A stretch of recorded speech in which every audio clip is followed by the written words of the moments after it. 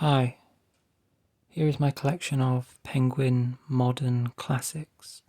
There's about 80 in total here, and I thought I would just talk about them each briefly. I'll just do the top shelf today of 40 books, otherwise this video will be too long. Some of these books I haven't actually read for years, so I'll only be able to give brief, basic details.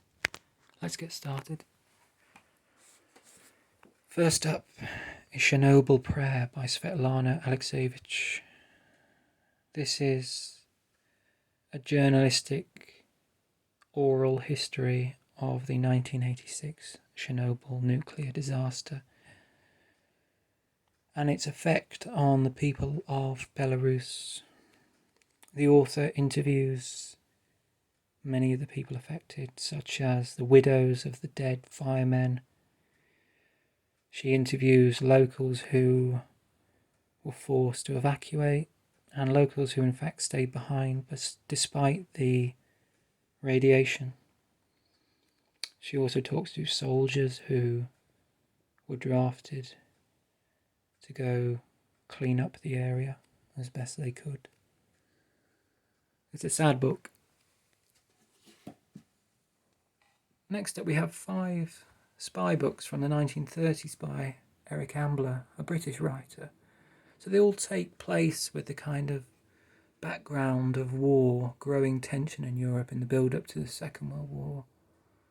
And they're all about ordinary men who got caught up in some kind of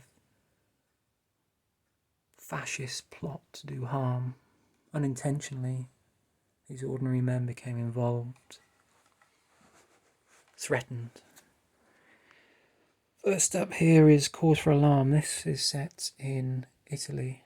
It's about a naval engineer who goes to Italy for a job and then soon finds himself at risk of being killed by Italian fascists.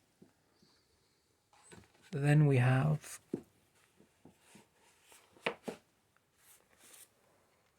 Epitaph for a Spy. This is set on the French Riviera at a hotel where a man must find out which one of the guests is a fascist spy, and he doesn't have long to do it. Then we have Journey into Fear, where a man is travelling by ship from Istanbul to Genoa, and there are other passengers on board trying to kill him. It's quite a claustrophobic read.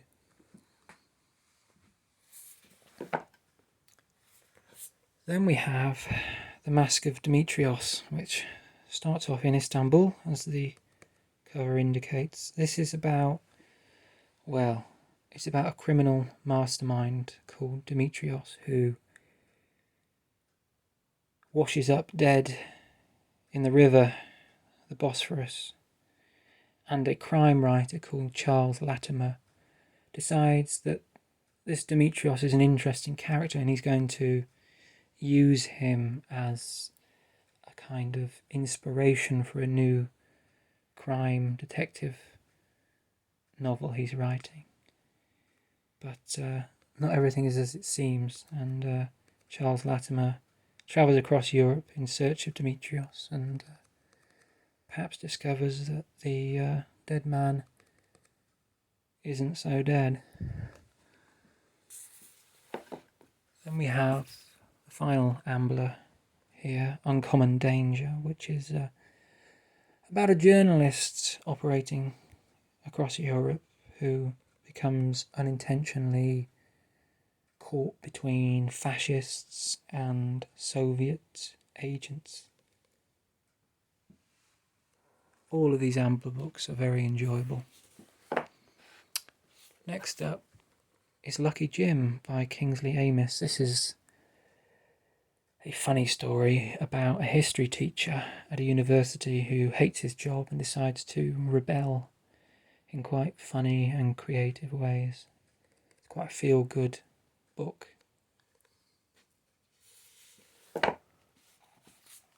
Then we have Within the Walls by Giorgio Bissani. This is a collection of short stories taking place in the city of Ferrara in Italy. It's book one of a much larger novel. Then we have South from Granada by Gerald Brennan, an Englishman who chose to go live in Spain for many years in a remote village in the Andalusia region. And it's really a book about village life, the local customs, culture, superstitions, festivals, and the Sierra landscape.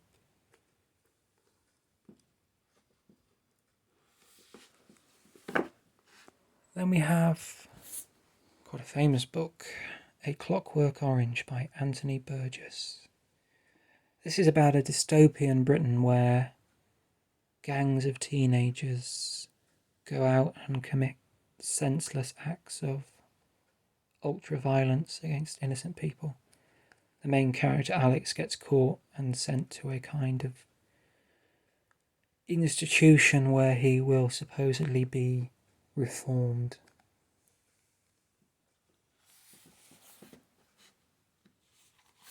Then we have Into the War by Italo Calvino. This is autobiographical. It's about the author's childhood where he plays a kind of unwanted role in fascist Italy's war. He's only a child though, but it talks about bombing raids and what it was like to live through such a turbulent time.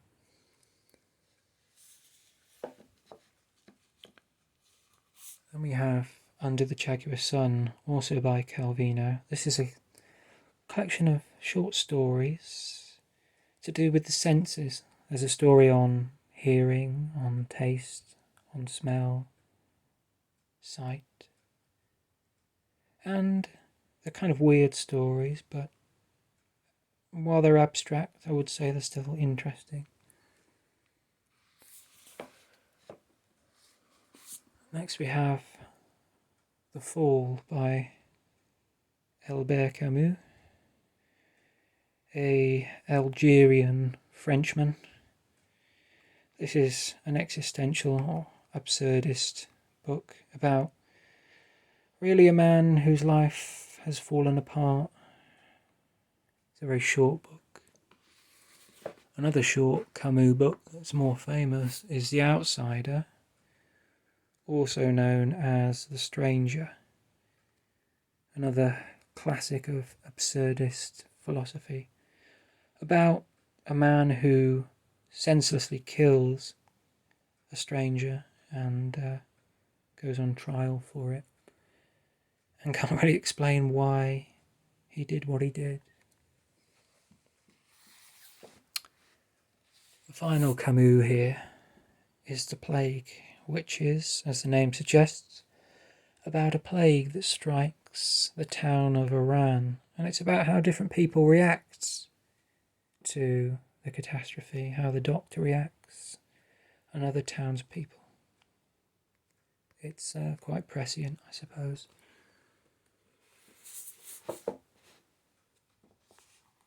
Next up is a beautiful book called A Month in the Country by J.L. Carr.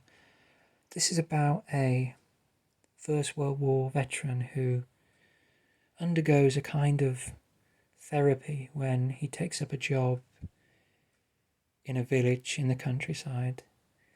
And it's a very nostalgic book, but it's quite wonderful, really.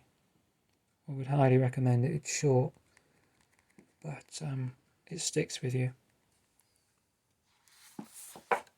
Then we have another book by J.L. Carr called How Steeple, Cinder Wanderers Won the FA Cup.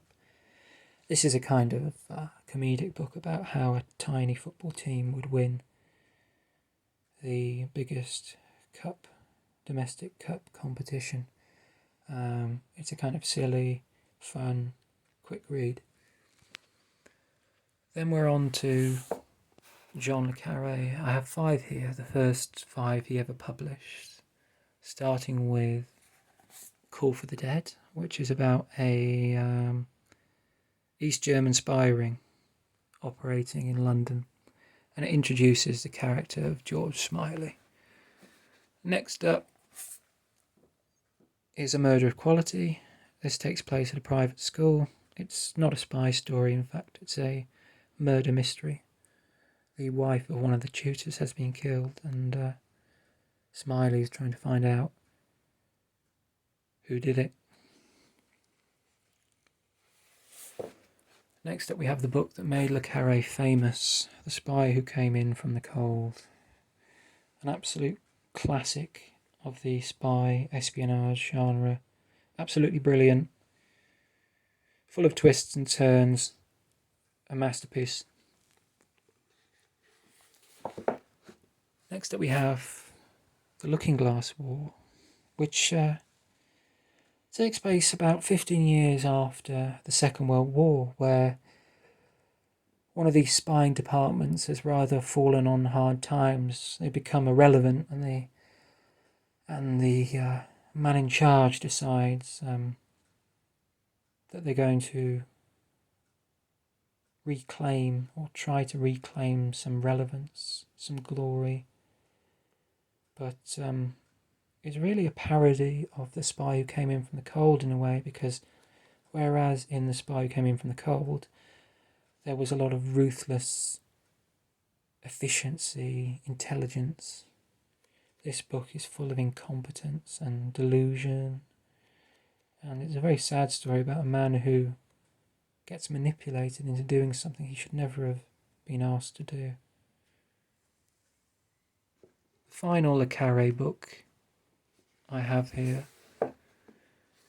is A Small Town in Germany. This is set in Bonn, Germany, and that was the administrative capital for the West German state in the Cold War. And in this book, some top secret documents have gone missing from the British Embassy, and they need to be found.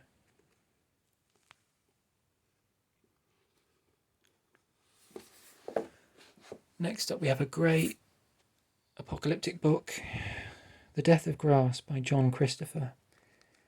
This takes place in the mid-20th century, where vegetation has been wiped out by some kind of disease. There's no crops, there's no foods, and society falls apart. This is about a man trying to take his family out of London to safety in the north. There's all kind of threats upon the way. Murder, robbery, all the kind of societal breakdown stuff you'd expect. Very good read.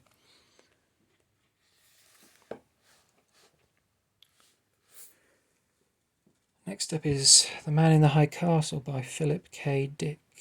This is an alternative history where the Nazis won the Second World War, and now the US is kind of under occupation. It's a decent read. It's not particularly well written, but I like alternative history.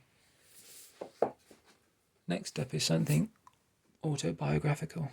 Conversations with Stalin by Milovan Djilas, a Yugoslavian diplomat who met with Stalin on several occasions. It's interesting to learn a bit more about the Soviet Politburo, the decision makers, how they thought and how they were true believers in communism. Interesting. Next up, Tender as a Night by F. Scott Fitzgerald. This is about an American couple, the Divers, Nicole and Dick, who live on the French Riviera and seem to have the perfect life, but under the surface, in fact, there's a lot of darkness, and things become more difficult when a young starlet called Rosemary arrives and catches Dick's eye. I enjoyed this book a lot.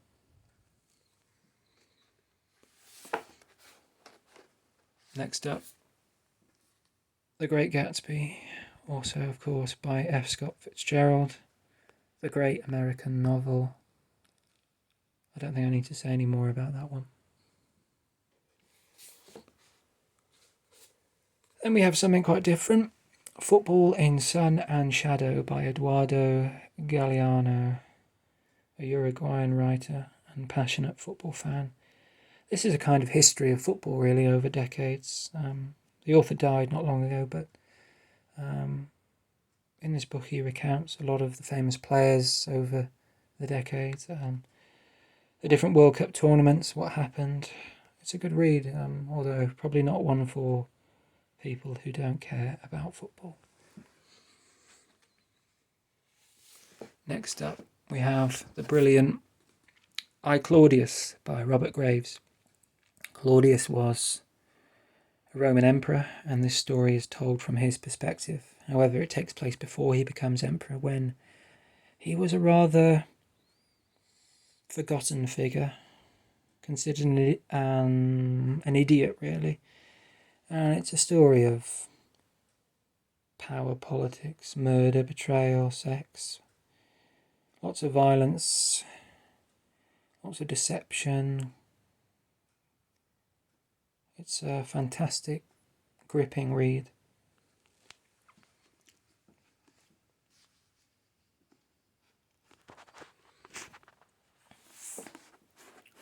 Next up is Bound for Glory by Woody Guthrie, the folk singer. This is an autobiographical work recounting his youth in Oklahoma and his travels on the railroad across America. There's a lot of poverty in this book, but it's an interesting read nevertheless. It's a perspective that one maybe doesn't read about often.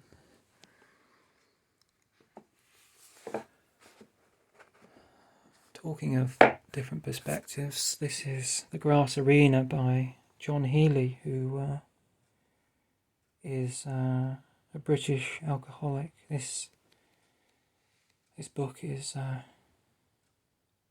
really stories of danger and all the kind of problems that an alcoholic faces in London. And it's a really interesting read. It's underrated.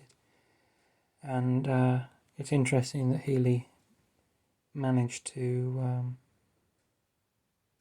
stop drinking and became a chess player. But he writes very well. And it's a book that stays with you to some extent. Next up, we're on to Hermann Hesse, a German writer. First up is Darmian. Not a book that I actually enjoyed that much. I thought he's got much better books than this. This is a kind of coming-of-age story about a young man and his mentor. He's trying to work out his place in the world.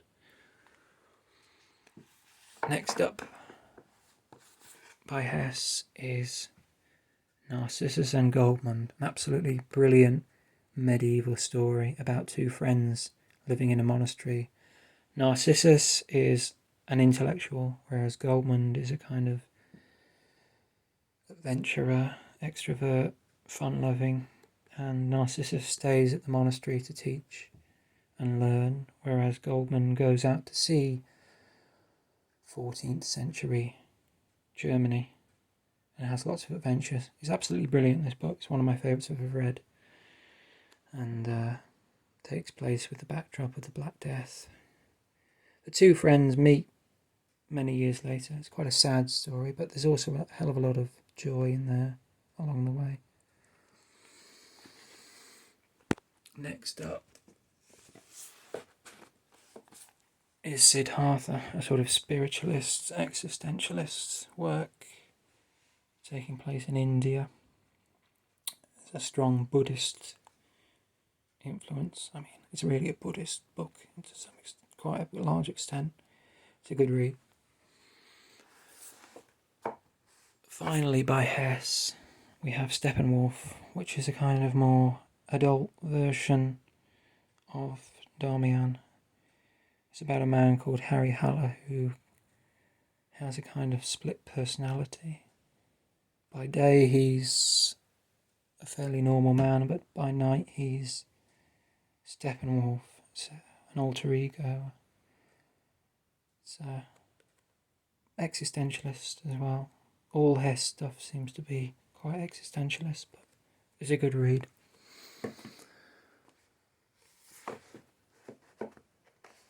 Then we have The Outsiders by S.E. Hinton, written when she was about 15 years old, which is quite remarkable. It's about a group her age who get into trouble with the law. It's a fun read, but also pretty sad. And finally, we have The Black Cloud by Fred Hoyle. Now, Fred Hoyle was an astronomer, and this is a kind of scientific take on the apocalyptic novel, where a huge black cloud is moving towards Earth, blocking out the sun, causing these dramatic changes to temperature and killing a lot of the world population. It's an enjoyable sci-fi, and like pretty much all these books, I would recommend it. Okay, now that was the entire top shelf. Just a brief overview of what you can expect from them.